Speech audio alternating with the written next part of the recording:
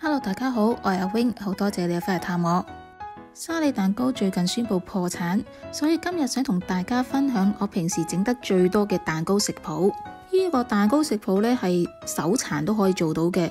其實我呢就唔係太中意整蛋糕，亦都唔知點解冇乜耐性啊，所以呢個係我唯一成日翻整嘅蛋糕食譜。易整之餘，亦都好快有得食，材料亦都好簡單，而且非常之好味，仲有啲似沙梨蛋糕添。今次會一連整2個蛋糕，一個雲呢拿味，一個朱古力味，但係佢哋嘅材料呢基本上係一樣嘅。以上就係你需要嘅材料，我亦都會喺 description 度印多一次嘅。呢啲材料嘅份量加減冇問題，唔需要跟到足，所以好適合好似我呢啲唔中意跟住食譜指示去做嘢嘅人。首先喺未開始做之前呢，我哋就已經要預熱個焗爐175度。今次用嘅鐵盤係一個長方形嘅鐵盤，如果鐵盤呢高身啲呢，個發嘅蛋糕就會靚啲，咁如果低身啲呢，就個蛋糕會扁啲咯。咁呢個始終唔係一個專業嘅煮食 channel 啦，咁所以你會見到我做嘅嘢呢係比較求其，所以唔好介意。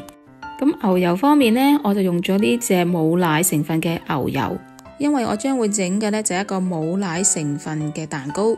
咁但係如果你用翻正常嘅奶類牛油呢，其實嗰個牛奶味會仲重，咁呢就仲似沙梨蛋糕嘅。咁如果用翻正常嘅奶類產品呢，嗰個份量係冇變嘅，跟翻個份量就得啦。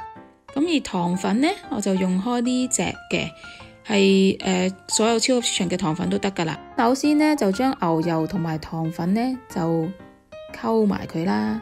咁啲糖粉啊、麵粉啊嗰啲，你哋篩唔篩都唔緊要嘅。其實呢個蛋糕真係好易整，你將所有嘅材料倒晒入去，攪勻佢就得噶啦。咁我就用個打蛋器打勻佢嘅，就發覺呢，越打得多呢，個蛋糕越鬆軟嘅。咁而豆奶呢，我就中意用呢隻豆奶，因為貪佢係冇乜豆味啊。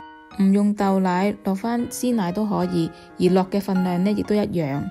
咁我自己就好中意用呢隻 My Cuppa 嚟煮嘢食，因為呢，佢冇豆類嘅腥。如果用其他豆奶呢，會嗰個豆味出咗嚟，會搶咗原有嘅味道咯。咁My Cuppa就唔會啦。其實呢，佢係俾人愛嚟沖奶茶飲嘅。咁落埋啲豆奶之後呢，就再打勻佢啦。之後就落埋粟粉同埋發酵粉。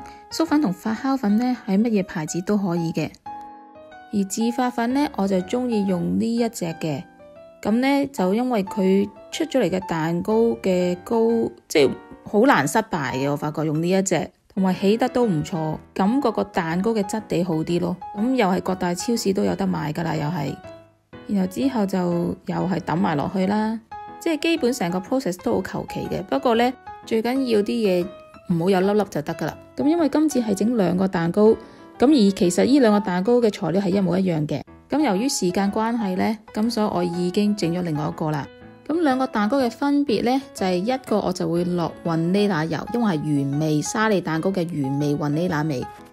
咁而另外一個呢，我就會落朱古力粉做朱古力嘅沙梨蛋糕版。雲呢拿油同埋可可粉呢，都係任何牌子都得。咁其實牛油版嗰個呢，雲呢拿油呢係可以唔加嘅。不過我自己覺得呢，加咗就香啲，咁幾滴就得噶啦。然後之後攪勻佢啦，咁就差唔多完成噶啦。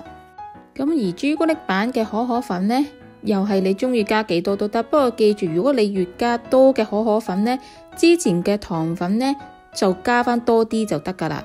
除非你唔想食咁甜啦，咁就可以 keep 住幾多可可粉，就唔使加更多嘅糖粉。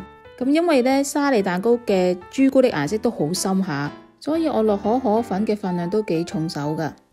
咁我嘅總則呢，就係攪完之後嗰個顏色呢係同翻朱古力粉嘅顏色差唔多，咁就 OK 啦。即係呢，好似而家咁，我再落啲朱古力粉落去，其實同我而家裏邊嗰個麵糊嘅顏色都已經差唔多噶啦，咁就即係夠噶啦。我覺得即係落可可粉呢，就你中意落幾多都冇問題嘅，做多幾次就會揾到自己喜愛嘅份量。咁之後呢，又係打勻佢啦，記住即係個重點呢，就係要冇粒粒就得噶啦。之後呢，我哋就可以放入預先預熱好嘅爐啦。我呢，就中意擺喺大約焗爐中間嘅位置嘅175度。不過我唔記得咗倒入去之後燉一燉嗰個兜，所以而家嗰個完成品呢會多啲氣窿咯。所以呢個係一個反面教材嚟嘅。首先呢，就會焗佢15分鐘，15分鐘之後呢，就攞出嚟睇下佢有冇裂開。其實呢，而家開始呢，已經睇到佢成形，喺中間隔一隔會好啲咯。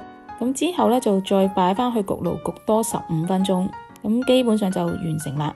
咁呢個呢，我就冇解到嘅，咁所以你見到佢嘅裂痕呢，就冇咁靚仔。咁呢個呢，就係完成品啦，佢係外脆內軟嘅。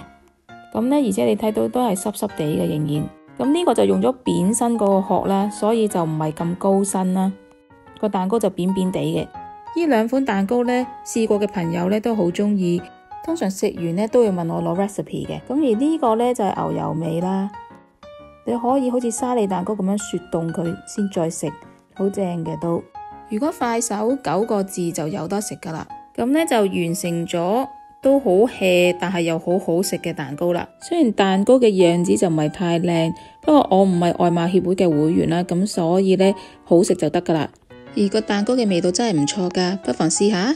今次講到呢度，多謝收睇，下星期再見，拜拜。